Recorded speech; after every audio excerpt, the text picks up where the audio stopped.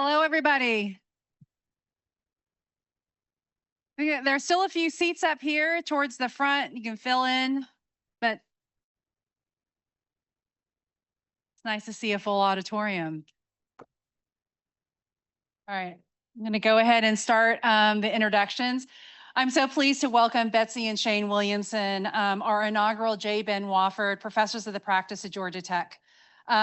We are offering AIA HSW learning credits. So there was a table outside. So if you haven't filled in your AIA number, please do that. And then also immediately following the lecture, join us for a King of Pops reception. You can grab a popsicle and then head back to studio. But before I introduce Betsy and Shane, I want to share how it is that we were able to host them this year. My first year as school chair, and I attended a Dean's Executive Advisory Board meeting. Ellen, you probably remember this meeting. It included small group sessions with board members. And the question was asked, what do you need to help you meet your ambitions for the School of Architecture? So I shared items that were top of my mind, several, because at that point I said, I'll have a long list.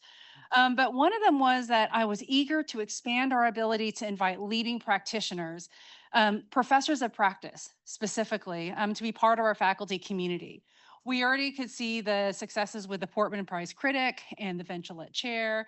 And I shared how I really felt like I wanted to do more and how this would enable me to meet my commitment to strengthen those ties between education and practice. So that was back in September of 2023. Fast forward to May of 2024. I was sitting in a cafe in Barcelona and an email came into my inbox. And it was with the great news about Ben's generous gift. I think I actually dropped my glass of wine. I was so happy.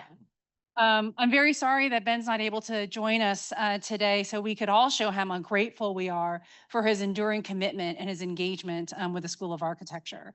I understand he's coming back in October for an executive advisory board meeting. So if I'm walking around with someone and I grab you, you make sure you say thank you so much for your gift and his commitment to our school. So now we have the gift. And then the next big challenge was, okay, so now we need to identify who would be the inaugural holders of this important position.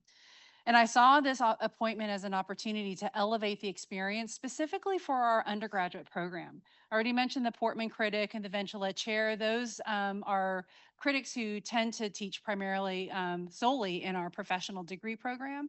So with the Wauford Professors of the Practice, I thought this could be a great opportunity to elevate the fall senior studio. And so with that in mind, I pursued and I identified practitioners who are leaders in creative and innovative work, but who also bridge that space, which I like to call that fertile space between the academy and practice. And so I was thrilled when I reached out to Betsy and Shane and they accepted my invitation to join our faculty this fall as the first J. Ben Wauford Professors of Practice. So a little bit about their firm. Williamson is an award-winning and internationally recognized architecture practice. It was established in Toronto by Betsy and Shane in 2007. They do work across scales from master plans all the way down to the scale of furniture. Ultimately, their focus is reflecting a careful attention to detail, regardless of whatever scale the project is or whatever the budget is. And they take great pride in their working relationships with clients, consultants, contractors, trades, and suppliers. I really, if you think about the role of the architect as, or the role of architecture and what we do is it's collaborative. It's never a solo enterprise. And you always need to balance those various inputs. And that is very much the way that their work is driven. Betsy is the vice chair of the Waterfront Design Review Panel and co-founder of Building Equality in Architecture. Shane is a tenured associate professor and former director of the Master of Architecture program at the Daniels Faculty of Architecture, Landscape, and Design at the University of Toronto. Shane also is an alumnus from our undergraduate program, so this is a welcome back for Shane too. Both are fellows of the Royal Architectural Institute of Canada, and their work has been published widely. Architecture, Architectural Record, Canadian Architect, Domus, Dwell, ID, Metropolis, among others. They've been recognized with numerous awards, including this most recent one. The House of Monitors has been chosen by the Architectural Record as one of this year's record houses. The editor-in-chief, she writes, "For many of us, uncertain times call for restraint.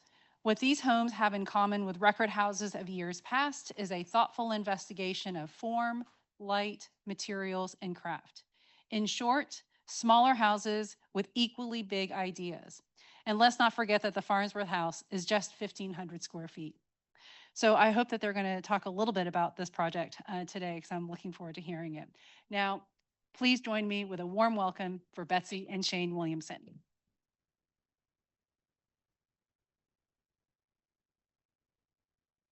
Good evening.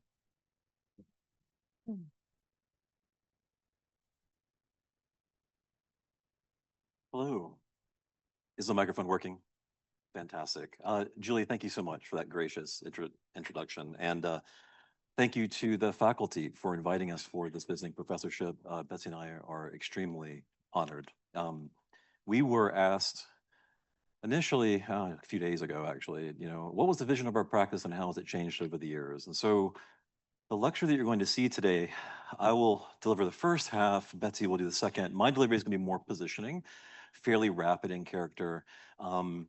And as Julie noted, perhaps a little bit, I'm not going to wax too nostalgic on my time here at Georgia Tech, but my transition from Georgia Tech and into both academia and practice. So we're a small practice, but we work at a variety of scales. The work that you see today is ultimately going to filter down to a lot of our residential work, but not to diminish the changing scale and scope of work within our practice itself. So we've, a lot of our early work had a tremendous amount of sweat equity as focused on installations and fabrications, and this moved into a more proper built domain. Even us characterizing our practice in 2007, of course, we were doing much smaller competition-based work that preceded 2007 at the time.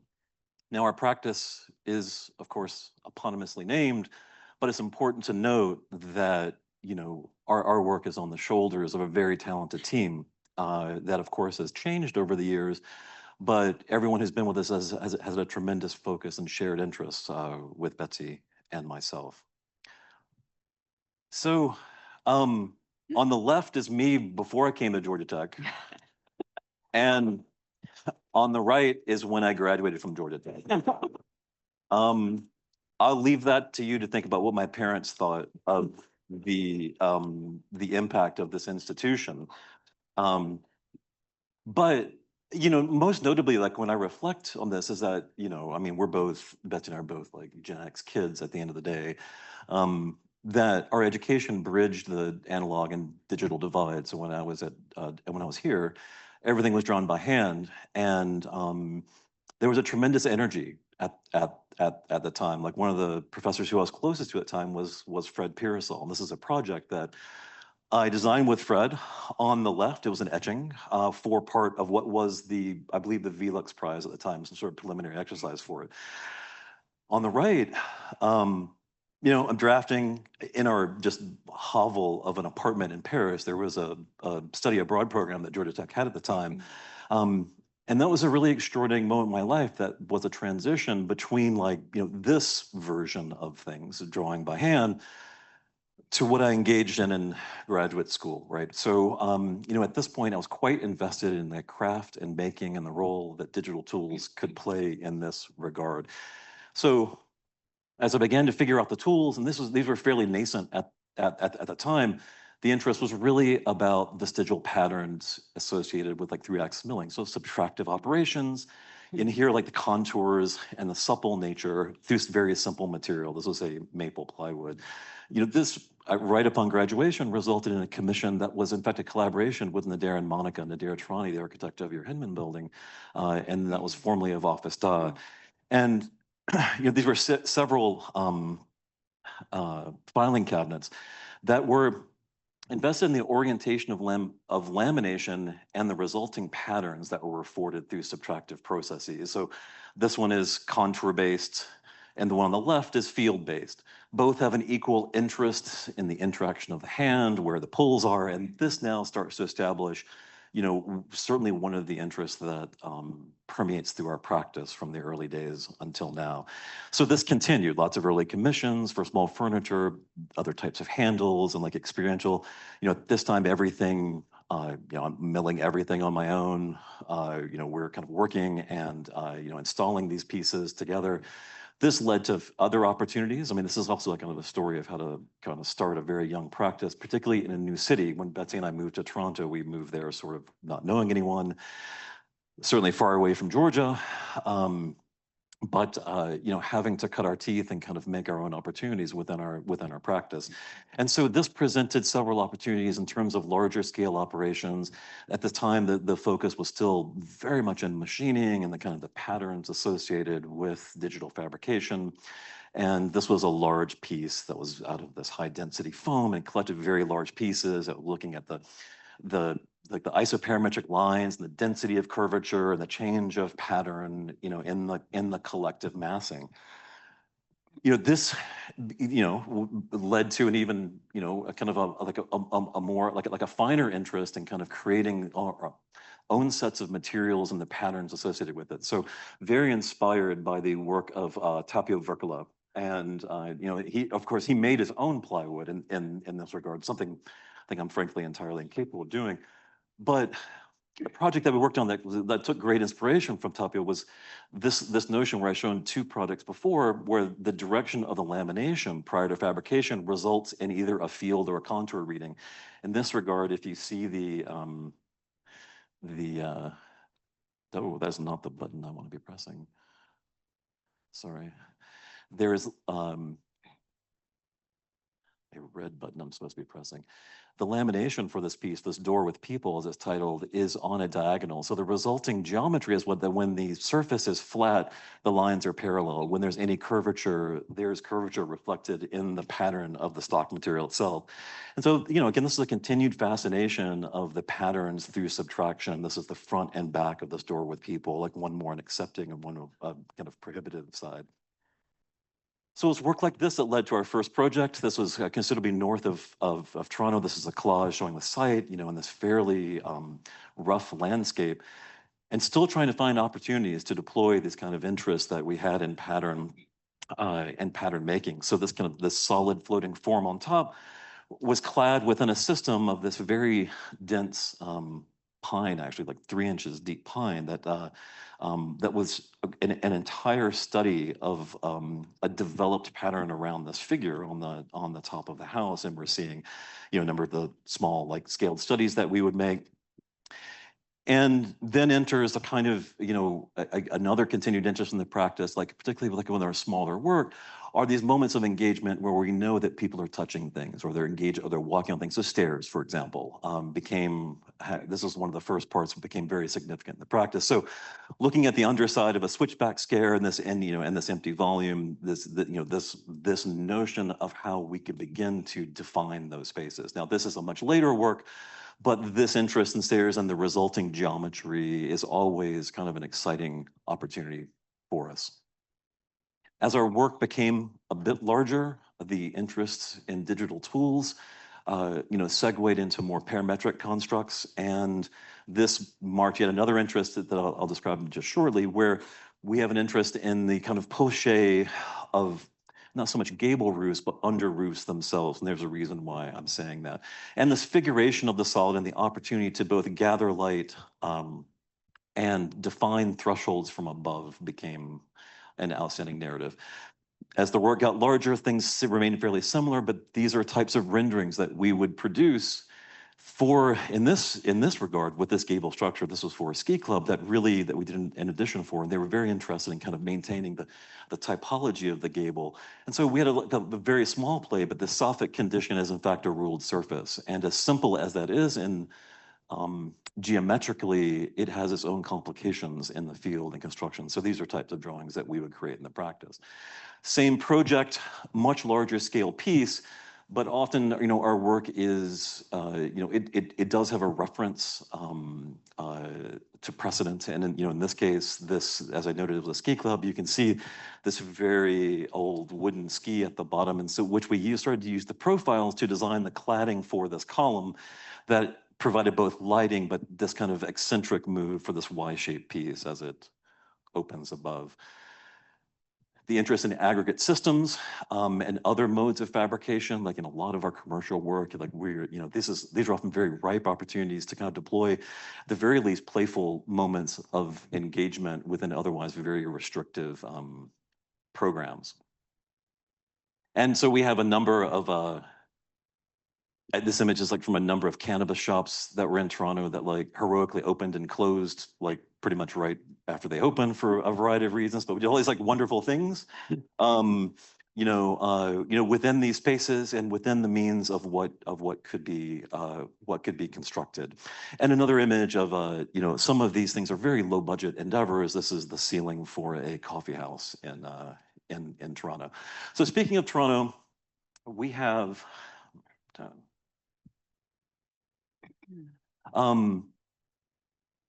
Toronto is a unique environment. It is a metropolis. It's extremely dense. We're seeing, you might be able to see the highlighted, the yellow here on Lake Ontario, and the extension of the Golden Horseshoe that extends to Buffalo. And Toronto is notably defined by a ravine system that flows south to Lake Ontario, but the majority and the density of the city is where we operate. Now it extends, like this is what you're seeing here is really just like a cropped image of the density of the city.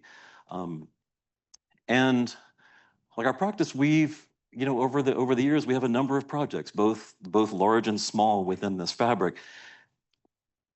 And this notion of fit and mullet, you're about to better understand that it's out of the lecture, but this is the context of the city. This is quite an old picture purposely.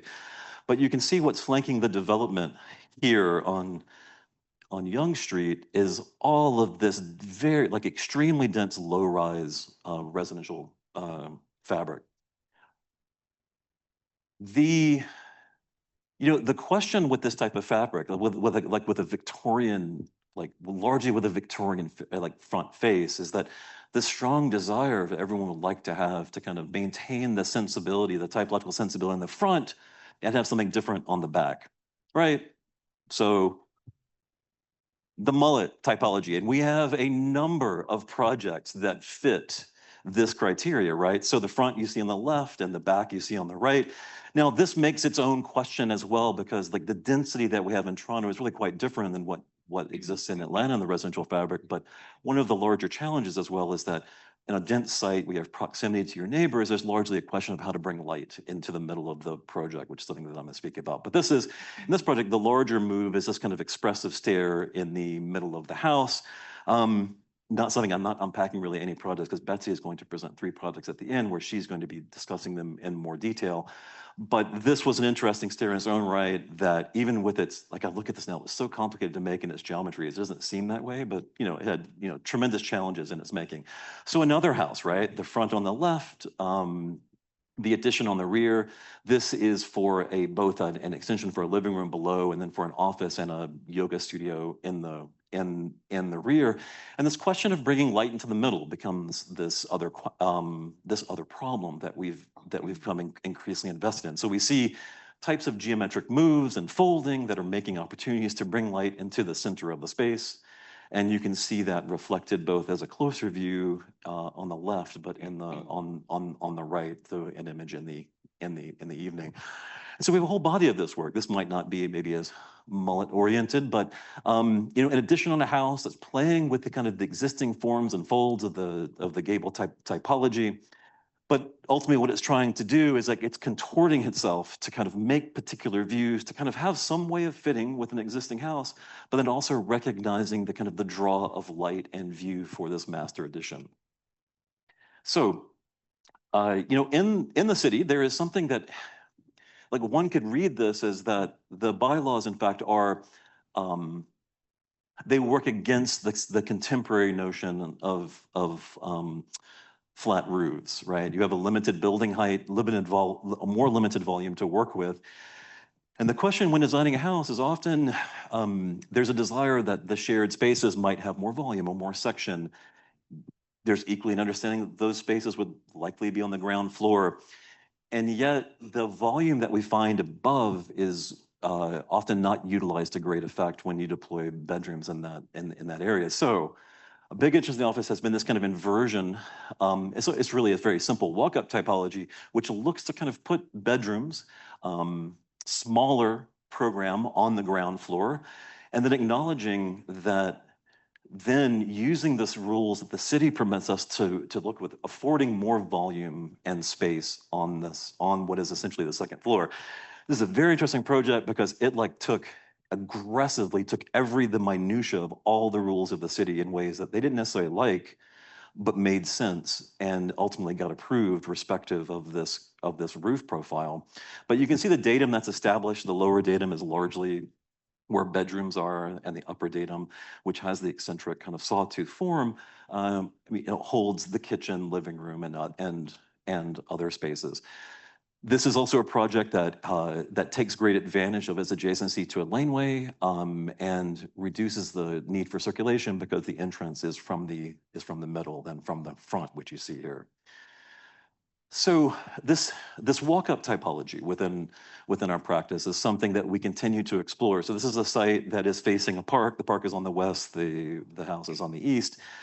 And there's this kind of notion again of elevating the primary shared spaces within the house. In this case, to overlook even a road to have a better view of the park. And in the planning, what you can see is that this is the ground floor plan here. There's a kitchen in the front, and then there are bedrooms in the rear, which have a connection to the yard. Now, typically, there would be some combination of either kitchen, living room on the ground floor. So this is a fairly subtle change. But in this house, the main living room is on the top. Now, something is happening here as well, given the adjacency to the neighbors, that there is a slight fold in. There's a courtyard on this level, again, to bring light and bring certain amenities into the middle of the massing area. And you can see this is a model view looking of the ground floor, and these are the bedrooms in this back corner. And this project changed a little bit. This model is kind of a working model where you can see this kind of fairly heroic living room space that embraces this gabled form. Now, and this was a little bit of an update for the massing itself. And ceilings like this kind of give us opportunities that inherently need to follow a particular logic in which they are buildable, honestly, but also begin to kind of reflect certain moves in the project, like that slight fold and inflection that I was noting in the plan. It's kind of is picked up within this ridge beam. So this is a fairly crude rendering of the space, kind of looking out to the park, but the kind of heroic view is the ceiling surface that is above this main living space. In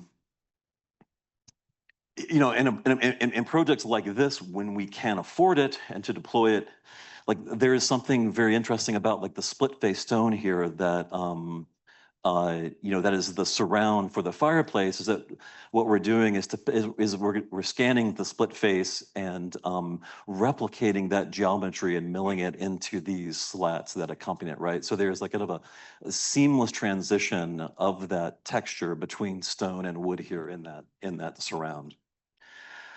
This is a view looking at kind of something like a reflected an RCP of this model. And here focusing more on the rear of the house, you'll see now we're taking more advantage of the poche of that condition within the house. This is the primary bedroom that has a quite eccentric and angled skylight that cuts across. A view in the bathroom from the ensuite for the primary that looks into the courtyard, which I'd referenced, which is in the middle on the second floor of the house, but equally having these formal skylights above. Now, the history of Toronto, like many cities, is that the plots of land used to be a lot more generous. Over the years, over the decades, plots get subdivided and generates the kind of density of the city which we understand now. Some projects we have, like, for example, so just to kind of put in context, it's not unusual for us to work on lots that are, say, 20 feet wide, for example, like that is, and even narrower within the city. So there's understanding that that's a place that we've operated. There are some projects where sometimes we look to manufacture possibilities of density and narrowness. Sometimes there are metrics associated with this. So in this case, in this project, while the property was wide, it was in fact divided. The other house sold, and it was helped, and which helped to actually fund the construction of the house, which you're about to see now. Now, of course, that created a condition of a fairly narrow house, and you're seeing even again similar moves of this carving back from the front facade back to these other areas. This also has a living room on the second floor. So sometimes these geometries are the result of problems in some instances that we've created on our own. But Toronto is a city that can certainly sustain this density, and there's an expanding dialogue about increasing the density, this notion of the missing middle, like the fact that these are all single family homes, and don't foster the type of density that the city actually needs. That is a segue to another aspect of our work, which has now, which is starting to flourish, which is multi-generational housing. So this project is in one of the Chinatowns within Toronto. This is the one that's closer to the downtown of Toronto, and an interesting client that young professionals who were looking to merge their households with their parents, to take advantage of both the financial consequence of this merger of households, but also to generate income through having apartments, right? So this is a very frugal exercise of multi-generational living. So we looked at the residential building types within the city, which admittedly seem very obvious in a diagram like this, but are kind of nuanced and not terribly flexible from the city side of things. Decided to work with a second suite, a duplex, and a bed sitting room, merging those three types into what we call the triple double. And these types, like the primary residence now has an interesting relationship to the other pieces of the program. So the green and the blue, these are both apartments. The yellow is a bed sitting room, and all of the red is overlapping and interlocking these elements of the project, sorry. It's a site where we could take tremendous advantage being on a corner of two entries. So the primary residence entry is from here and the apartment is from this side. And I'm not gonna spend much time talking about this project, but we're also equal to take advantage of multi-level outdoor spaces with the massing that resulted. Now, the overlapping section of the program is really defined on the interior of the primary residence as this kind of single large sweeping stair, which runs as a single line up to the third floor, which generates a very nice, there's a skylight above, a very nice like stack condition to kind of pulling hot air up and out of the house. This is the stair. This project was built under. We were kind of proud for the budget that this house was built under. But you're seeing a view from below and from above. And in the plan, this is the only plan I'm showing for this project. The one notion is I'd mentioned that there were two entries. One entry is here, and the other is here. The primary residence entry is from this side, but the garage for the primary residence is here as well. So what's holding the corner is one of the apartments. What's significant about this apartment is that it's designed in such a way that if the parents, if there are issues with mobility and the parents need to move to the ground floor, this little closet's made a transition to be a door to create a condition where this becomes the apartment for the grandparents. So it's fully accessible on the ground level. Now, in terms of the facade and thinking about this in terms of massing strategies, one thing that we were very interested in was resisting the notion of like the codification and identity of the multiple things that were in the house. So the massing in its own right kind of speaks to some other conditions in terms of its height within the neighborhood, but the window composition in particular was meant to resist the reading of this kind of multiplicity. Also to diminish while this wasn't our concern, it does, like the upside of it does not present to the neighborhood a sense of an apartment building, for example. This is kind of an older picture of the project built, but you get a sense of the composition. Like for this house, we used it was actually refuse brick, so all the bricks that the manufacturer deemed unusable, we ended up painting it. We'd actually been on a funded tour to Finland and got all fascinated with Aalto and painting white brick and everything. And so we came back and painted our first house after going to Finland like white. But you can see not unlike the Frizzell residence, which I didn't give a name to, is the one that had the sawtooth top. You can see the relationship of this kind of lower datum. In this case, it kind of wraps up and it holds the corner and really shoots up as a very expressive gesture in the house. And I hope this drawing can kind of read, because this is the condition that shows the multi-generational aspect. So over here, this is where the lower level has opened up and the grandparents are on this level. But there are all these other narratives and conditions that are happening about how this house kind of works over time. And so like part of its narrative and its association with sustainability is its adaptability over time. It's that it can adapt, it can change to any number of scenarios. And so the metrics, right, the kind of the pro forma with this project becomes its big idea at the end of the time, like over generations and its sustainability and adaptability to any particular family scenario is really quite rich.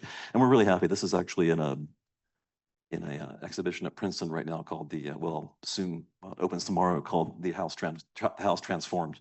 So the last project that I'm going to show, very recent, and I won't be unpacking this, but speaks a little bit to both like the sense of elevation, but also a sense of place and context and an interest in fabrication all at once. And so we were part of a competition. Unfortunately, we've gotten second a lot in a lot of competitions. The story about that, if you have a small practice, is that often, second place isn't a bad place to be, perhaps, although it's awful because you didn't win.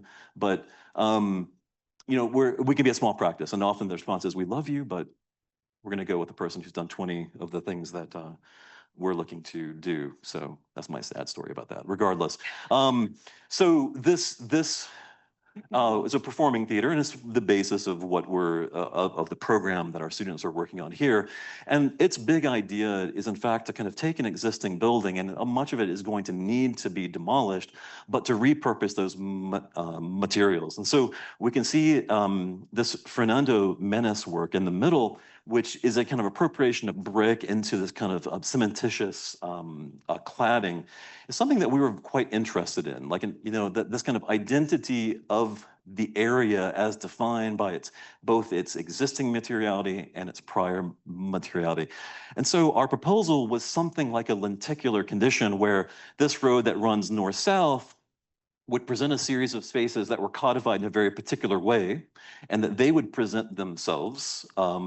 But then from going south in this condition, you would see the other material conditions. So collectively, from one side, there would be the reading again of this new composite cladding. From the other side, a different cladding, and then the merger of that lenticular reading from the elevation, which in this case is looking west. Love this project, but okay. Unfortunately. So we're going to make a transition to Betsy. Yeah, thanks. Thank you. Oh.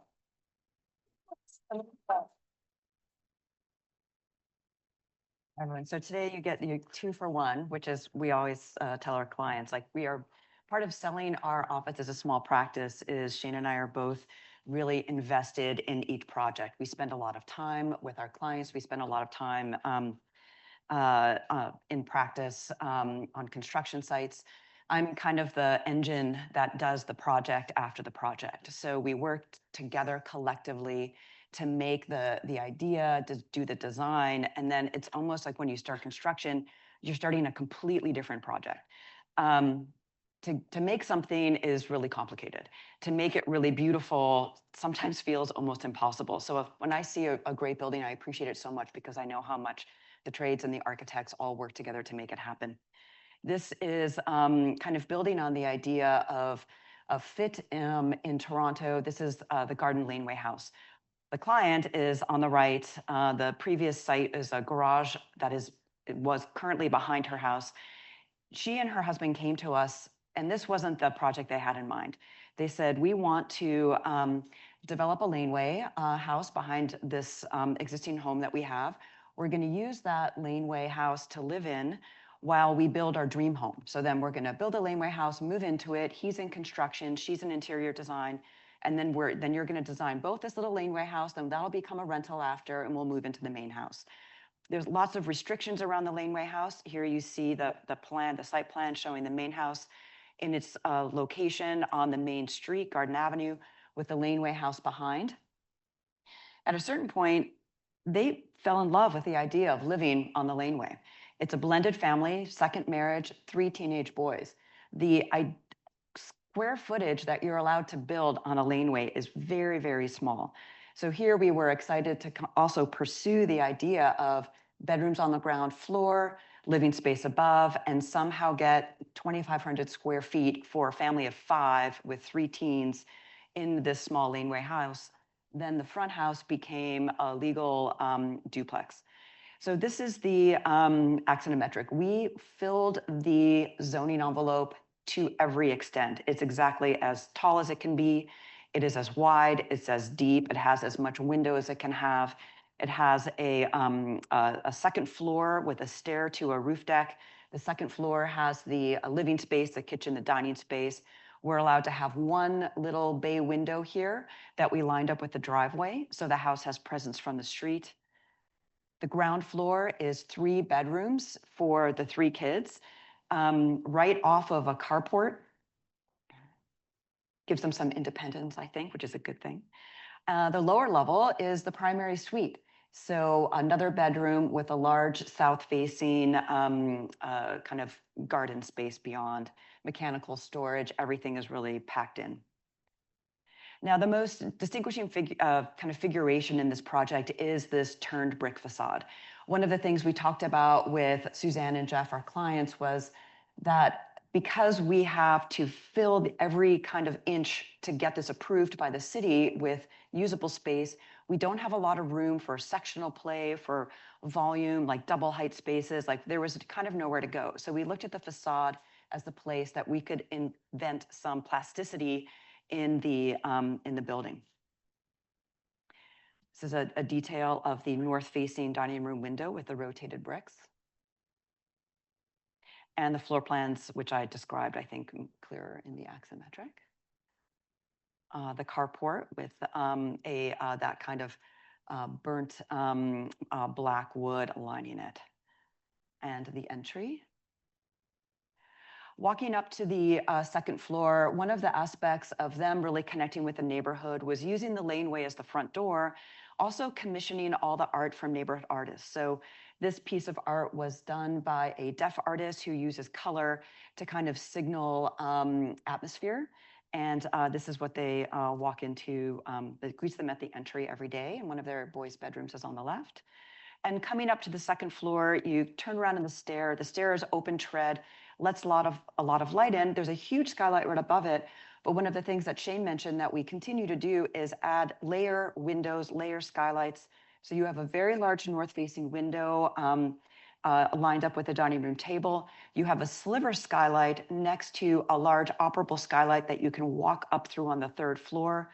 Then there's windows to the south and a window to the west. Filling the center of the space with light actually makes such a big difference. The floors are all polished concrete. The builder, the husband of the couple who have this house, he builds mid-rise construction. So he wanted to use his mid-rise trades to do all the construction for the home. So it is a bunker. It is poured steel floors. It's an I-span joist, which is a very shallow steel joist with knockout, so you can run ducts and conduit through it. There's a little bit of steel. The ceiling sections are quite thin. Here we are. There's me walking down the stair. I have to be in so many pictures. It's really like when I had brown hair. And this is a view to the west of the kitchen base. And the light coming through. And the lower level, which is the primary suite, has almost 10-foot high ceilings. So part about inhabiting this lower level, which people are always surprised at seeing when they come in, is how generous and light it feels. The light fixture kind of replicates the sunlight coming through the ceiling. And then this garden space, if you were to see it today, it is lush and full. What happens is during the winter, they put a piece of corrugated plastic over the grill outside, and it allows it to become a winter garden, and the plants grow all winter long. And a view from the before and after from the laneway, and at night. Now, this is the House of Monitors project. So this is a recently completed home in the Scarborough Bluffs of Toronto. As you can see, the house is a series of, it's a wood volume that's broken into pieces that have light monitors on top, and then this concrete volume below. The client for the home is a shoring contractor and the scenic painter for the National Ballet of Canada. So the premise of the house and the program was to capture and choreograph light, highlighting the materials of production. So you can see the site for the house on the left is a sliver coming from the suburban road all the way through what are called the Scarborough Bluffs, which are 200-foot tall sandy bluffs that used to erode at 1 meter a year. And the sand from those bluffs are what made the Toronto Islands off the inner harbor of downtown Toronto. The site goes all the way through, and the tableland is the only space that you can build in. So that's at the top of the site.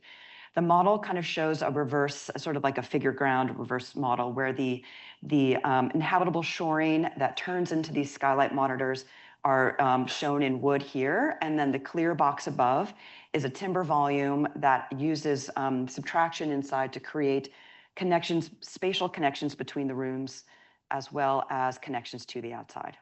So site section. Here's the Scarborough Bluffs. At some point in the 1950s, houses started to tumble over the top because of the erosion. So the Conservation Authority in Toronto said, you have to plant the bluffs to hold them in place so that houses stop falling over. So when everyone sees the greened cliffs of the bluffs, they are completely artificial.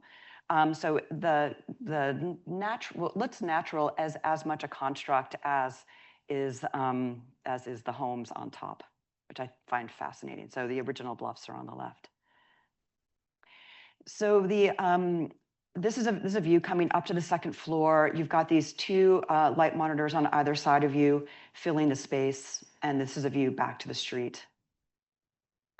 And in plan, the thing that I just want to point out is, again, talking about the concrete coming in from the basement here, extruded into these volumes, and you see the base of these volumes in the images of the home. And then jumping to the roof plan here, these are all the light monitor spaces punching through the first, second, and third floors.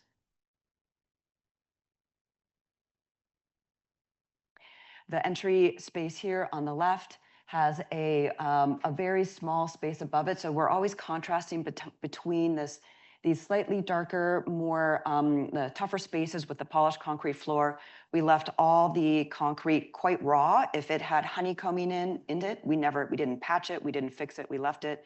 We left chalk lines. Anything that had a piece of, if a piece of form came off, we left that in the wall. The couple was really invested in the natural state of materials. All the wood, the ceiling is Douglas fir, it's left raw, it's not treated. So the whole house is meant to mellow and weather over time. So literally above where Yana is walking in the front door, there is a small guest room that has a 17-foot high pyramidal ceiling that takes advantage of one of the light monitors facing the street. This is probably the most heroic space. It's a 26-foot tall ceiling with south-facing lights. It's a 3-story space essentially in the dining room. And on the right, you can see the shapes of the light monitors that we tested with our clients. A view of the light punching through the space, illuminating the dining room. And then Tobin there at his record collection. So part of the other bit of the brief is that there are complete audio files. So there's also a play on the word monitor a little bit. And we made these custom cabinets so that they could flip through their records and set up their living room almost like a record shop. And then here on the second floor, looking back to that space from the painting studio. So this is Kelly, the scenic painter, in her studio. And in the office, what we would do is we would have them come in. We would put the space into real time. So she's there with goggles on, testing the quality of light in her painting studio seasonally. And then we would swap out the shapes of the monitor and the skylight or clear story light so that she could decide what would be best for her to work in. A view of the kitchen on the lower floor and of the back space. So many of the spaces in this project are connecting the outside through to the inside but you're always surprised by openings to the sky and then openings through the floor to below. So here is sort of a really lovely knuckle of space where you've got the master bedroom kind of hooking around an impluvium that goes through the house in this location, down past the kitchen below. You have the second floor balcony here that has a covered area so they can sit outside and during the rain. It has an open space behind. And then right through this door is the painting studio. Okay, so this site is a simple idea with a historic typology. So this project is called Dog Trot Magnetawan, and the site is in Northern Ontario. It's a very simple cabin that is built on the Dog Trot typology. So it has two sides, to kind of two houses connected with a breezeway between. Now, we've been working on this project for probably 14 or 15 years, and one of our clients for an addition in the city that Shane showed previously said, we just bought a piece of property, we want a house, but we don't want to spend a fortune on it, what can we do? And we said, we have a project that we would love to build. If you can just use this as a prototype, we would love it. And they said, okay, that's fair. So we increased the size just a hair, so it's about 1,000 square feet all in. And we said, because it's a prototype, though, we're not going to change it at all. Like, we're going to actually build what we designed, 15 years ago. So part of the idea is that we're not changing anything about the plan and then the section, which is a 20-foot high, kind of very simple gable roof section. But the tableland wasn't large enough. So the house actually cranks off of the tableland. Here we have a traditional frost wall foundation, and then this part of the house cantilevers off the side. So it's too big for the site. We don't care. We're going to twist it out of place and let the house be what it's going to be. This is a wall section through, and it shows the kind of simple form. So we have a 20-foot tall gable space. The entire house has to use these gables structurally to stiffen. So the home is panelized. They made big panels on beds in a shop. They're all kind of super high R insulation. And then they trucked them to the site, put them in place, and used these gables as props, and literally propped up all the panels on these gable pieces.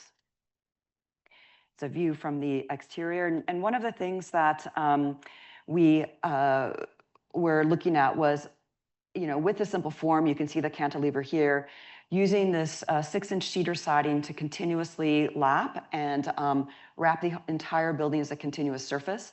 Then we use the size of the breezeway as a module, and then copied it for the window module on both the tableland side and the lake side.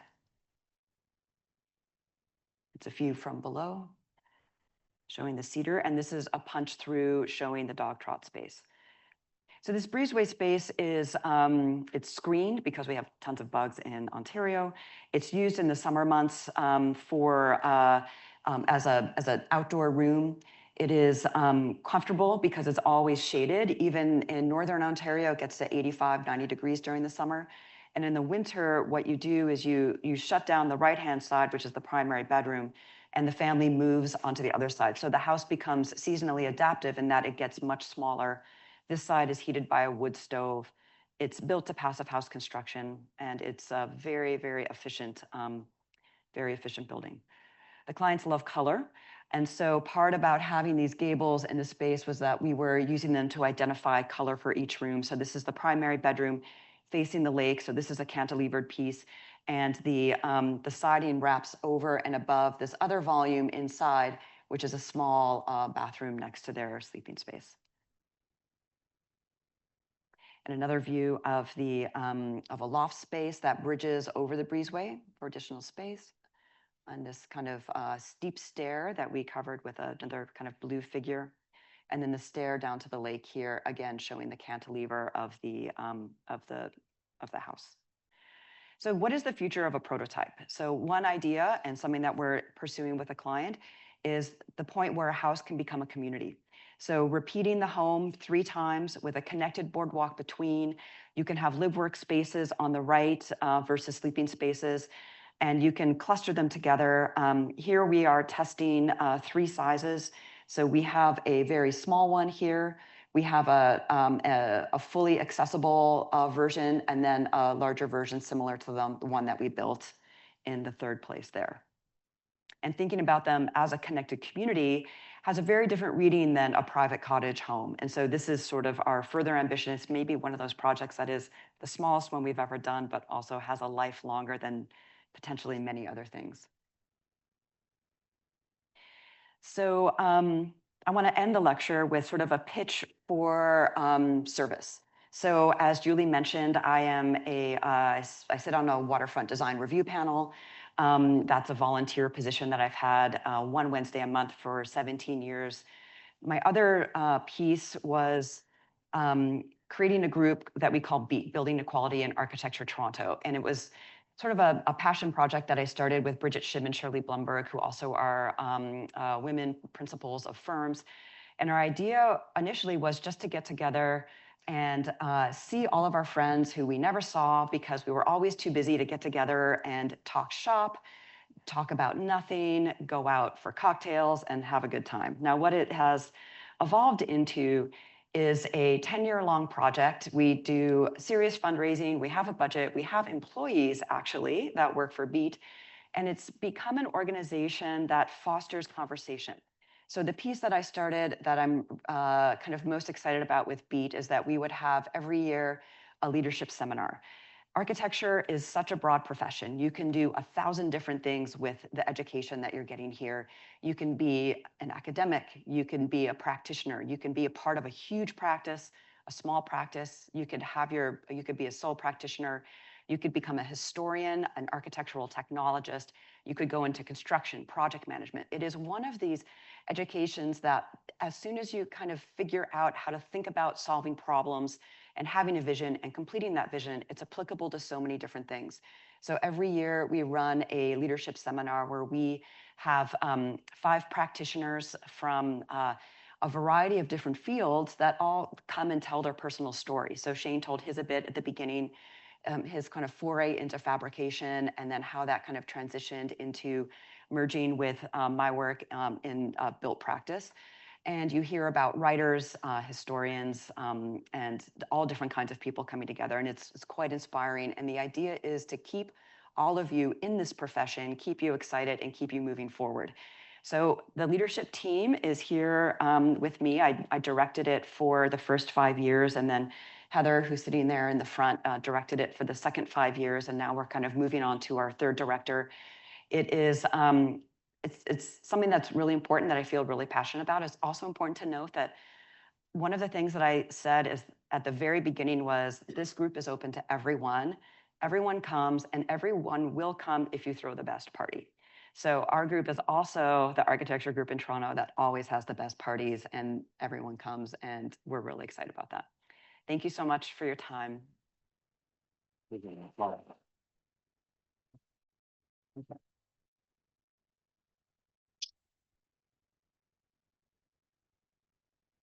Thank you, Betsy and Shane. Oh my gosh, it's so inspiring. I was just like drinking in all of the project. Really incredible. And Shane, I'm still thinking about that photograph of you when you left Georgia Tech and what your parents must have thought. We have time for some questions. So we've got a couple of mics here. So who has a question for Betsy and Shane? Don't be shy. You know, as we wait for that question, I'll say, I know that the majority of you had to be here, so we'll not be flattered, but we will be appreciative of you being here. Yeah. It is incredible to see a full house of students and At a lecture. yeah, Here, so. fantastic. Now.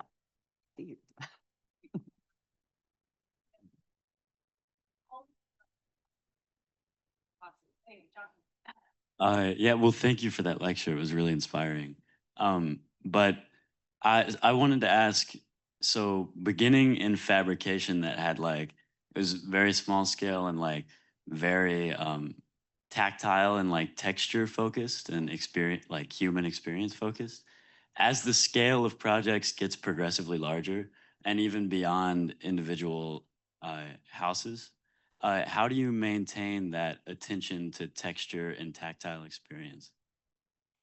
I would say that one part of the answer is that our work, as we call it's never a meal of desserts. So we pick one focused element that we put a lot of energy into. We let the other elements that are potentially simpler support it. And we are always trying to find one piece. So in the Laneway House, it's the brick facade. In the Osler Bluff Ski Club, it's those Y-shaped columns and the ceiling, which is a kind of a custom acoustic ceiling that came together. We are still like kind of hyper focused on stairways. And so even in our larger projects, those become features that get a ton of attention and a ton of time. So you have to decide to make that a priority in the project, because as like right now we're working on a $60 million, 60,000 square foot building. And if we don't keep our eye on the prize relative to defining a few areas that we can, detail to death and make come through the project, they will be lost. Like these projects become so complicated and so hard to manage that it just takes real focus and a zone. And as you can see, maybe from our work, like section, kind of the idea of section, moving through section, and you always have to put your hand on a handrail. What is that going to look like? And you can make that choice on every project you do. Thank you.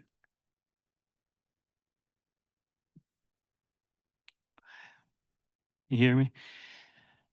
Thank you guys so much. Beautiful lecture, and the projects look amazing. As somebody who's a recent graduate, I'm starting to understand how complicated it is to put something like this together past the design phase. And I was wondering if you can speak to us a little bit on that. I was wondering if you get interior designers involved in the projects, or you do most of that yourself, and how you go about the CA process, how involved you stay in the construction, how you kind of handle that with the contractors and clients past the design phase. Great question. We of course we do work with interior designers, but rarely in what you've seen. Not maybe this house actually, the one that we didn't talk about. But it's pretty rare. We are a soup to nuts practice at the end of the day, and we're asked a lot, like, "Hey, can you just draw something and we'll build it?" And we don't do this. We're involved with projects from pre-planning to construction, the CA as well. And that's allowed our practice to, we've had to learn a lot. We had to cut our teeth in many different moments on larger scale work. And that learning curve, I mean, we are kind of agile with technology, I might say, as a small practice, and have been since we started. So we tend to leverage that. Like, we can make ourselves seem bigger than maybe we are. Yeah. We overdraw everything. So we draw a ton, and it's very hard, and it's hard, it's hard for us, it's hard for our staff, and it's sort of a big team effort. And then I'm the one in all the I'm in a reconstruction trailer at every single meeting, because if you don't show up for the meeting, everything will be on you, because it's easiest to blame the person who's not there. I'm still often the only woman in the trailer, so I've become a bit of an animal, and I just make things happen. And so everyone has to find how their personality works on a construction site. I tell everyone in my office as they're learning, so I bring people with me. It's like a big teaching moment. Don't do it like I do it, because you're not me, and that might not work for you. Find your voice and figure out a way to make things happen. It could be a soft sell, you could be a hammer, you could just be really annoying until they just say, okay, I'll just do it. But you've got to find your way of communicating on a construction site, and it just takes a ton of practice. I have a follow-up question to that one. I would imagine, of course, the audience here is predominantly students, many of whom I'm sure have aspirations of starting their own practice after they graduate. What lessons would you share with our students about, how you were successful in demonstrating your value, right? I mean, I looked at the range of the work, and clearly you had clients who, were interested in listening to you, right? I mean, it's, working in single family residential, I think is its own thing. And so I'd just be curious to hear your thoughts about how did you demonstrate your value to the clients And what lessons did you learn that you would then pass on to our students? You know, to be bluntly honest about it, starting your own practice is not easy. Like there's nothing easy about it. And if you look at like our relationship, like I was in academia at the time, so I had a full-time salary and things like this. It was able to kind of sustain like a way for us to kind of live in the early days when we didn't have paying clients. We had a website, we didn't have an office, like it all started, like you manufactured this kind of identity.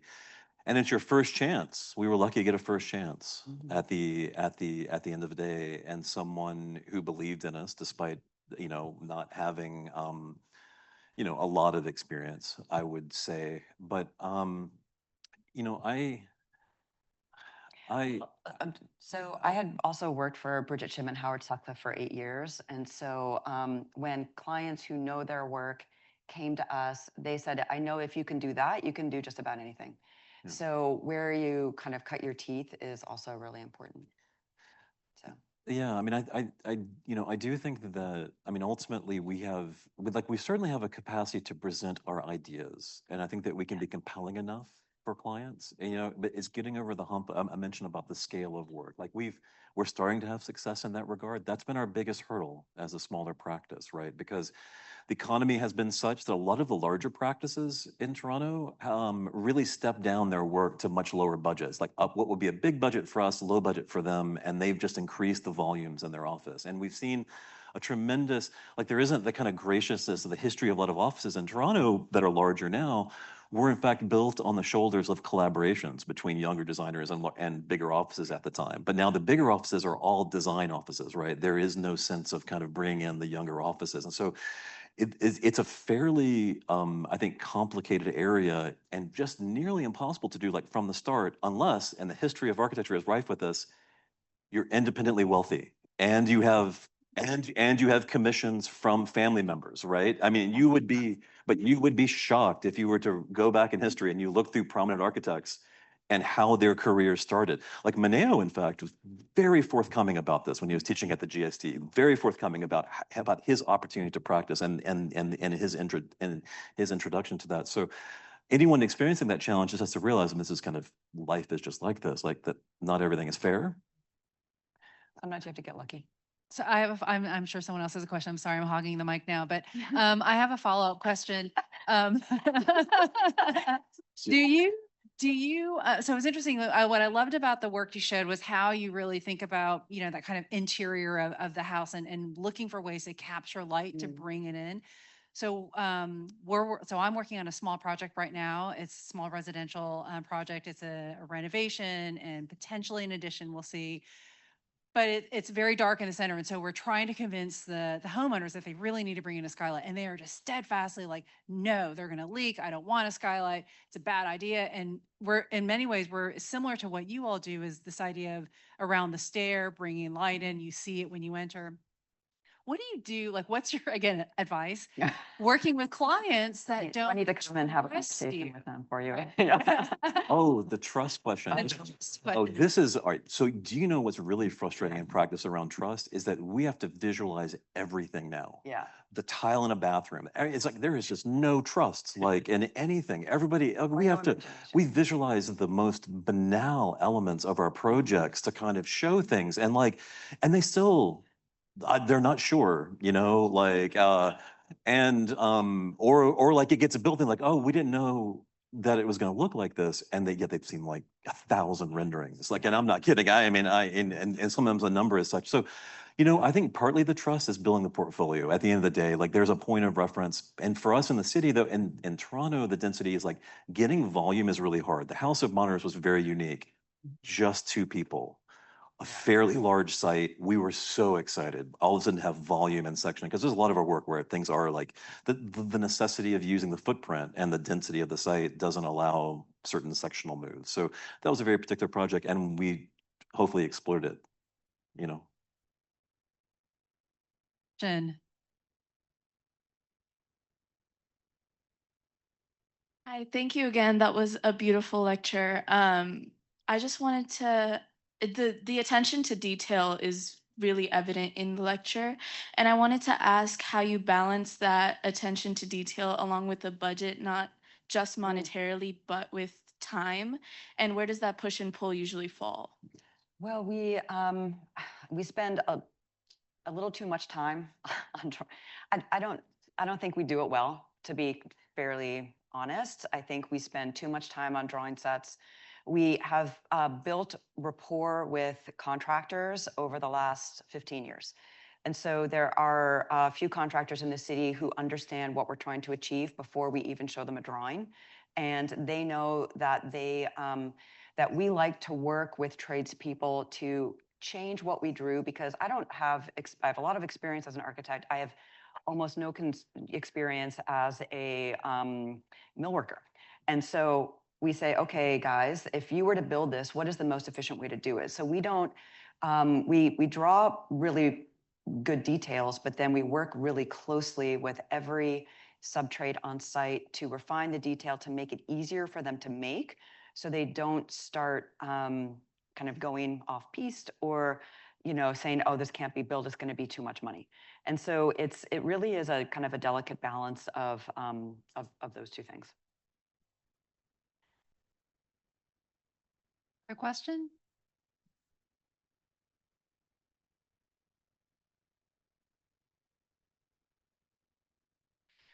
Some of the models that you guys showed earlier in the lecture were super communicative about the experience you were trying to like achieve or portray. Can you talk about the process of model making in your studio, and is it kind of an iterative design, or is it a artifact of the design process? Great question. And Betsy's looking at me because You could lie, or you could tell the truth. no, I'm gonna tell the truth. Yeah.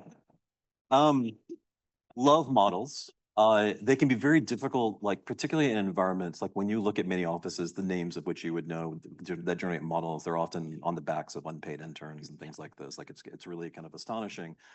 In Toronto, like everyone that works for us gets paid, and it puts a little bit of pressure. Honestly, model making can put some pressure on budgets and lower budgets and things like this. I mean, of course, my connection with academia means that there can be other interests and means to kind of make models. But so we became more agile over time with model making. And so I became very interested in the digital representation of models.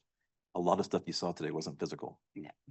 Right. And so what I started doing was I would make site models, physical site models, and photograph them and composite them and render with matching light conditions and textures and materiality. And this was like a long time ago, and do so now you may or may not be able to tell that I told you this, like which ones are real, which ones aren't, because it wouldn't be that clear.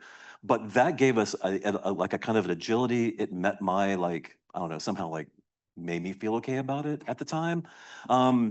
But we've fallen into a pinch sometimes, like we'll be like an exhibition or something, like, hey, we'd like to exhibit that model. We're like, yeah, it's like, yeah, cleaning. yeah, great. Yes, we would too. It's available. But we do make models. I mean, like our office in Toronto is still small. Like we don't have enough space. I mean, I saw your digital fabrication lab yesterday. I mean, that is like, I mean, how great that place is, and to be able to study there. I would love to be in a place like that, just to be able to play with all those toys and build things. But there is a culture of model making. Is it as robust as maybe it represents? No. So there is some deception there, but it's quite purposeful, and it's meant to be placed. And I quite like the hybridity between digital and analog. It's basically comes back to the original story between like that I could somehow begin to bridge these things, both in practice and my own interest in representation. Julie, I have one thing to ask if there are any more questions. Go ahead. Well, no, are there any more questions? Are there any more questions? One more. Oh, one more back there. Hi, thank you for your presentation. You mentioned when you were talking about the leadership seminar, this idea of keeping excited or staying excited. What specifically keeps you excited in architecture when it can be so challenging at this point? I think, well, seeing the, someone asked me once, are you ever surprised when the building is built, what it looks like? And I say no, because that's exactly what it's supposed to look like, So it's seeing the thing come to life, seeing how 99.9% of the time, the people who we build the building for are just, they can't believe it. They can't believe that it exists. So I think, and that takes a lot of work, and I kind of really enjoy the minutia of the work in the same way that Shane enjoys the minutia of maybe kind of that modeling, you know, that he was just talking about, and all the little pieces and all the decisions that it takes to get to that final product, and then you just kind of give it away. It takes a little while for that. You get a bit of annoyed with a project through time too, and then as soon as that wears off, then everything's lovely again. But I think it's really seeing all of these ideas realized that is the most exciting part. So the thing that, like, I appreciate when Shane talks about some of the projects at the beginning, because they're not all constructed. Some of them just remained projects, and that is sort of my worst nightmare. Like my favorite projects are always the ones that, even if they didn't turn out 100% how I envisioned, they exist, they're real. It was a group effort between our office and the builders and, you know, the clients, and it's sort of having all that come together. So.